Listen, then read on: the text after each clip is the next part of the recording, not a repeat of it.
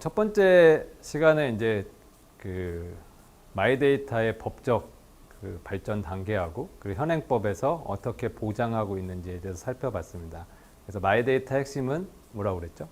이동권 보장이다라는 부분이고, 우리가 먼저 좀 생각을 해봐야 될 부분들은 데이터의 주권이 나한테 돌아왔을 때, 아까 잠깐 질문도 좀 나왔었지만 데이터의 주권이 나한테 돌아왔을 때 우리는 과연 그것을 제대로 보호하고 잘 활용할 수 있을까라는 부분입니다. 그래서 주권을 돌려받으려면 우리는 데이터 주권에 대한 인식도 조금 더 생각을 해봐야 될 것 같고요. 그럼 이러한 데이터 주권, 마이데이터를 돌려줬을 때 어떠한 서비스들이 비즈니스 세계에서는 가능한가라는 부분들에 대해서 한번 설명을 드리도록 하겠습니다. 마이데이터의 서비스 개념을 한번 보겠습니다. 마이데이터의 개념은 아까 개인이 개인 데이터 활용처 및 활용 범위 등에 대해서 능동적인 의사결정을 하는 개인 데이터 관리 및 활용 체계의 새로운 패러다임이다 라는 부분입니다. 지금 내 데이터를 기업에 줬고 정부에 줬습니다. 그래서 정부와 기업은 내 데이터를 잘 활용을 해서 우리를 위한 서비스들을 만들고요. 때로는 실수도 하기도 하지만 대부분 우리를 위해서 좋은 서비스들을 만들어서 제공을 하고 있습니다. 그거에 반해서 이제 그렇지만 내가 그것을 주도적으로 하고 있는 건 아니죠. 그래서 내가 주도적으로 내 데이터를 어떻게 이동시켜서 비즈니스를 할 수 있을까? 그래서 내 데이터는 나의 자산이 되는 겁니다. 그래서 내 데이터를 나의 자산이 되면, 예를 들면 의료 정보가 있겠죠. 내가 의료 정보를 가지고 병원, 가장 대표적으로 나오는 예죠.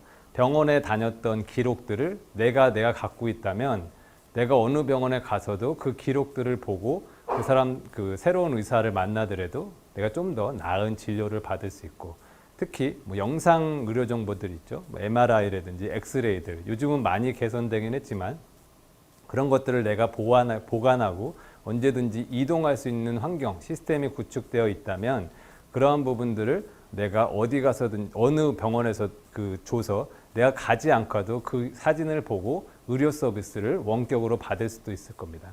그래서 그러한 선택권을 보장해 주는 것이 마이데이터의 핵심이고요. 마이데이터 원칙은 데이터의 권한이 개인한테 있다. 제공은 누구한테나 쉽게 접근하여 이용할 수 있는 형식으로 제공이 돼야 되고, 활용은 개인의 요청 및 동의에 의한 데이터의 이동과 제3자 접근이 가능해야 됩니다. 그래서 도식화로 보면 개인 중심으로 이루어지게 되고요. 개인 데이터 보유자는 개인한테 제공 내역을 알려줘야 되고, 마이데이터 서비스 제공자한테는 전송 방식으로 API나 스크래핑을 통해서 이러한 데이터 전송 구조가 이루어져야 됩니다. 가장 대표적인 예로 들면 개인 데이터 보유자는 누가 될 수 있을까요? 대표적으로 요즘 많이 나오는 게 오픈 뱅킹입니다. 그래서 혹시 요즘 오픈 뱅킹이 많이 나와서 S은행에 들어가서 요즘은 K은행 계좌를 끌어와서 이제 K은행의 은행 업무도 볼 수가 있습니다. 그래서 그런 것들이 왜 될 수 있냐면 아까 데이터 3법, 신용정보법, 개인정보보호법, 그리고 정보통신법, 특히 이제 신용정보법에서는 금융 업무에 대해서 데이터 이동권을 적극적으로 보장을 하고 있습니다. 그래서 각 은행에서 데이터들을 전송을 하게 되었고, 그 결과로 우리는 내 주거래 은행 또는 내 주거래 은행이 아니라 내가 선택한 은행에서 내 데이터를 어디든지 보낼 수 있게 된 것입니다. 그래서 생각해보면 요즘은 은행 잘 안 가시죠. 그러한 이유가 내 이동권을 바로 줄 수가 있기 때문입니다. 이런 것들이 있고, 그래서 서비스를 분류를 해보면 중개형, 연계형, 그리고 PDS형, 그리고 분석형이 이렇게 나눌 수가 있습니다. 그래서 PDS형이 이제 앞으로 가장 핵심적으로 좀 이야기를 할 내용이고요. 중개형을 먼저 정의를 하면 개인이 정한 조건에 따라서 개인을 대신하여 익명화된 개인정보를 영리, 비영리 기관에 제공하는 유형이다. 연계형은 서비스 전차를 간소화하거나 개인의 편의성 향상, 공공서비스를 제공하기 위해 서비스 간 개인정보를 연계하는 유형이고요. PDS 유형은 산재되어 있는 개인정보를 한 곳에 통합, 조회 및 관리하는 유형이고, 분석형은 수집된 개인정보를 분석하여 개인에 대한 진단, 비교, 그리고 예측, 조언, 추천 등의 서비스를 제공하는 유형이라고 할 수가 있습니다. 각각 하나씩 살펴볼게요. 중개형의 사례입니다. 그래서 일본 정보은행을 들 수가 있습니다. 그래서 일본 정보은행 같은 경우에는 정보은행에 개인의 정보를 정보은행에 보관을 합니다. 그래서 개인정보를 PDS를 통해서 정보은행에 보관을 하면 정보은행에서는 개인정보를 그 개인의 정보를 원하는 사업자들한테 제공을 합니다. 그래서 이렇게 제공된 정보를 가지고 편익이 만들어지면 이것들을 개인들한테 다시 돌려주는 형태로 이렇게 됩니다. 그래서 아까 그 첫 번째 시간에 말씀드렸던 데이터의 소유권을 보장함으로써 만들어질 수 있는 가치들이 다시 개인한테 돌아갈 수 있는 그러한 구조로 되어 있고, 이 데이터들은 정보은행에 다 수집이 돼서 정보은행 나름대로 데이터 판매셋을 만듭니다. 그래서 이렇게 데이터 판매셋을 만든 것들을 정보 제공자들한테 제공을 하면서 그 판매에 대한 대가를 받게 되고요. 그것들을 이렇게 돌려주는 형태가 중개형이다. 그래서 정리하면은 뭐 부동산 중개나 뭐 비슷하겠죠. 내 정보를 누군가한테 권한이임을 해서 그 정보를 활용을 한 비즈니스를 하게 되면 이제 그 개인들한테 다시 돌려주는 형태가 중개형의 데이터고요. 연계형은 보유 기관의 데이터를 다른 보유 활용 기관한테 그냥 연계해 주는 형태. 혹시 이 대표적인 게 이제 행정 서비스입니다. 여기 비즈니스 모델 기업 보시면 개인의 동의하에서 민원 관련 개인 정보를 신청하고 해당 기관에 전송한다라고 써 있는데, 혹시 뭐 그 이사를 할 때든지 아니면 어디 장학금을 신청하다든지 어떠한 민원 서류들을 많이 발급하는 것 때문에 고생을 하신 적이 아마 한 번씩은 다 경험이 있으실 거라고 생각합니다. 그래서 민원 서류를 발급받으려면은 뭐 어떠한 그 항목 같은 경우에는 서류만 뭐 10종류가 돼서 또 10종류인데 기관도 다 달라요. 그래서 그거 다 찾아가서 하는 일만 엄청난 일이었고, 근데 요즘은 많이 이제 인터넷화돼서 대부분 많은 부분에서 인터넷으로 발급을 받을 수 있는데, 이것들이 좀 더 발전한 단계가 바로 내가 어떠한 서비스, 예를 들면 장학금 신청을 하고 싶다라고 하면 장학금 신청 버튼을 눌렀을 때 그 관련된 연계 그 필요한 구비 서류들이 자동으로 내 데이터들이 끌어져 와서 연계돼서 필요 기관한테 전달되는 그러한 형태가 바로 연계 서비스입니다. 대표적으로 여러분들 한번 많이 이용해 보셨죠? 민원24라는 거 많이 이용해 보셨을 거라고 생각을 하는데, 이것이 앱을 통해서 이제 행정안전부에서 발표한 내용을 보면 현재 13종까지 이러한 그 민원 행정 서비스가 주민등록등본이라든지 가족관계증명서, 병적등록서 뭐 이런 것들이 현재 연계가 되어 있고, 이제 앞으로 100종까지 이걸 늘린다고 합니다. 그래서 향후에는 내가 필요한 서류들은 클릭 한 번으로 필요한 곳으로 전달할 수 있다. 이런 시대가 옵니다. 그래서 연계형 서비스가 이러한 부분이고요. 또 하나가 이제 PDS 사례입니다. 그래서 PDS 사례의 대표적인 것들이 이제 미국의 그 블루 버튼, 그린 버튼, 교육 버튼, 오렌지 버튼. 그래서 혹시 이제 검색창에 미국의 블루 버튼, 오렌지 버튼 이렇게 보시면 쳐보시면 이 서비스들의 내용들을 좀 더 자세하게 보실 수가 있고요. 정리하면 개인이 데이터를 기반의 의사결정과 새로운 상품 및 서비스 수혜를 받을 수 있도록 지원해 준다라고 정리를 했는데, 내용은 이렇습니다. 개인이 이렇게 이거를 PDS라고 볼 수가 있어요. 의료, 에너지, 교육, 태양광 이렇게 되어 있지만 이거는 카테고리라고 보시면 되고요. 이 카테고리는 필요에 따라서 계속 늘어날 수가 있습니다. 그래서 아까 생각해 보시면 내 데이터는 한번 여쭤볼게요. 혹시 가장 관심 있는 내 데이터가 뭐가 있을까요? 네? 네. 그 금융 정보를 모으는 것들 바로 금융 PDS라고 할 수가 있습니다. 의료가 있을 수가 있고요. 교육이 있을 수가 있겠죠. 그래서 이렇게 각 PDS 단위로, 각 카테고리 단위로 PDS별로 갖고 와서 그 PDS의 내용들을 저장을 하고 그 PDS 단위로 누군가한테 의료기관에, 에너지기관에, 교육기관에 전달할 수 있는 시스템을 만드는 서비스가 바로 PDS 시스템입니다. 그래서 그냥 쉽게 정리하면 내 각각의 정보들을 개인 폴더 또는 개인 지갑 개념으로 PDS화하고 퍼스널 데이터 스토어의 약자고요. 그래서 스토어돼서 그것들을 필요 기관에 전달하는 형태가 PDS 서비스. 대표적인 예로 미국 스마트 공시, 아까 얘기한 의료, 에너지, 교육 버튼, 그리고 오렌지 버튼 이런 쪽으로 활성화가 되어 있습니다. 네. 그리고 혹시 뭐 기업을 말씀을 드리면 뱅크샐러드라는 기업 한 번씩 들어보셨을 겁니다.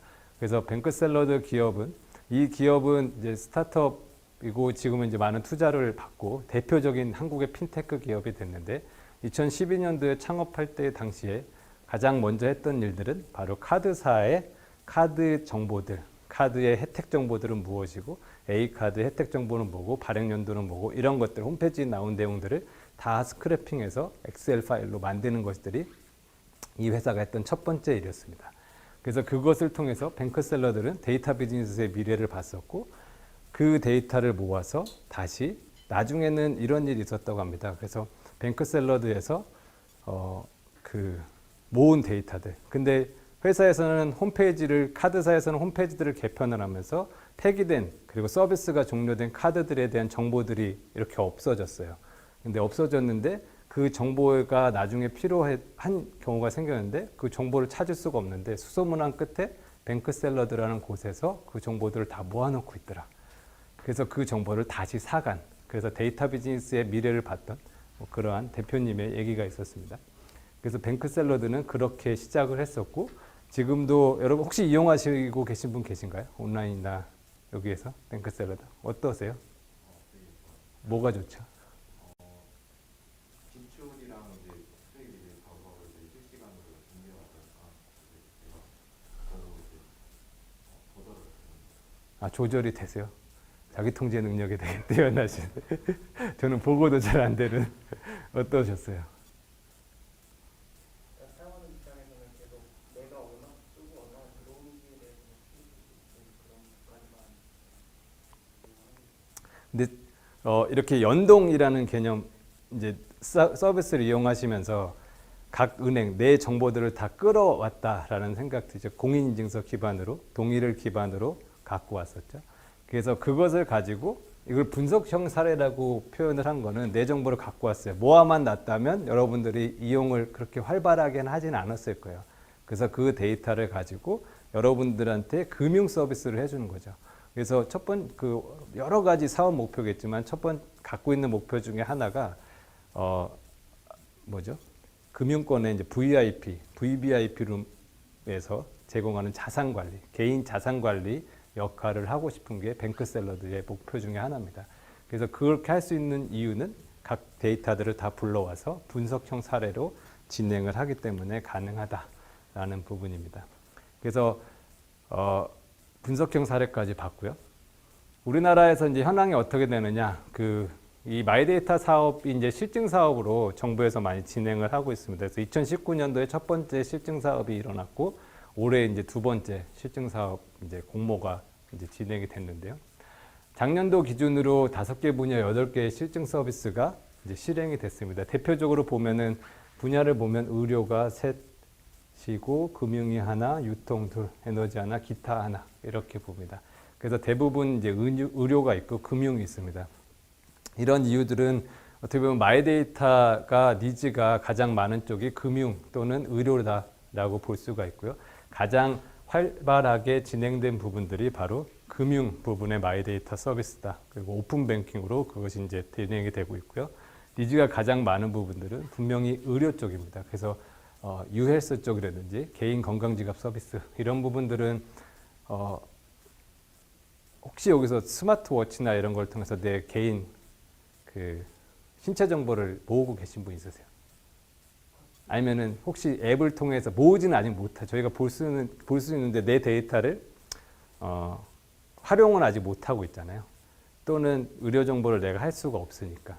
근데 어떻게 보면 되게 중요한 정보고 내 라이프 로그라고 하죠. 생활에서 일어나는 이러한 개인 정보들을 모아놓고 있다고 한다면 그 데이터를 의사한테 전달했을 때 그 데이터를 활용을 해서 진료할 수 있는 영역들은 되게 많을 겁니다. 그래서 그런 부분 측면에서 의료 부분들이 되게 많이 활성화가 됐고요. 그리고 에너지 부분, 유통 부분들에서 시도적으로 진행이 됐습니다. 그래서 올해도 8개 과제 정도를 아마 선발을 한다고 그랬는데요. 올해는 어떤 분야가 선정이 될지 한번 관심 있게 보시면 좋을 것 같습니다. 미국, 영국, 프랑스, 핀란드에서도 각각 서비스가 진행이 되고 있고요. 아까 사례로 얘기했던 스마트 공시 부분에서 미국에서 진행이 되고 있고요. 마이데이터라고 해서 영국, 그리고 매스인포, 그리고 마이데이터라고 해서 진행이 되고 있습니다. 각각 조금씩 다르긴 하지만 핵심은 개인의 데이터 이동권을 어떻게 보장해 줄 것인가, 그 서비스를 어떻게 발굴해 낼 것인가, 이런 부분들은 진행이 됐고요. 그리고 각국에서 이런 마이데이터 움직임이 활발하게 이루어지고 있지만 아직 우리 피부에는 와닿지 않고 있다라는 부분들은 이제 막 시작을 해 나가고 있고, 그 시작의 부분에서 이제 여러 가지 아까 얘기한 그런 전체적인 그림에서 오픈 생태계도 형성이 돼야 되고, 주권에 대한 개념도 우리가 이해를 해야 되기 때문에 그 시작 단계다라고 보시면 될 것 같습니다.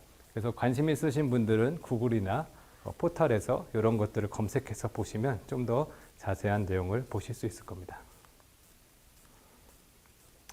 그래서 마이데이터의 미래라고 좀 이름을 정했는데요.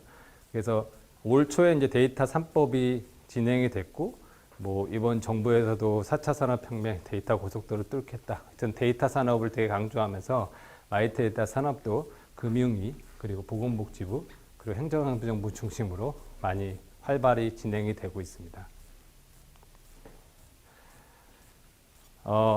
요게 이제 미래 방향 중에 하나인데, 이게 2019년도에 그 실증 서비스에 나왔던 모델입니다.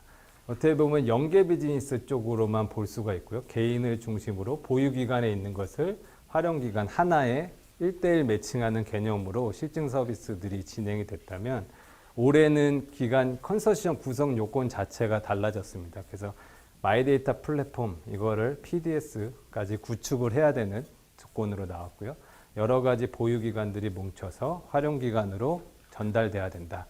그래서 한 단계 업그레이드 된 거죠. 그래서 작년 기준으로 실증 서비스는 1대1 매칭, 이렇게 단순한 서비스여도 인정이 됐다면, 지금은 또 다자 간의 관계를 맺어야 되는 형태로 진행이 되고 있다라는 부분입니다.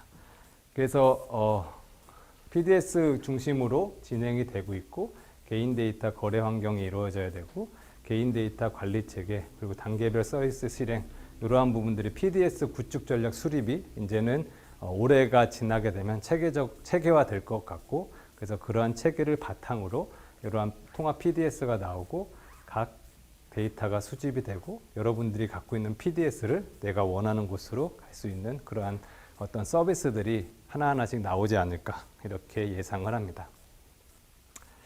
지금까지 이제 두 번째 마이데이터 서비스에 대해서 말씀을 드렸고요. 잠깐 쉬었다가 세 번째 마이데이터 기술 부분 설명을 드리도록 하겠습니다.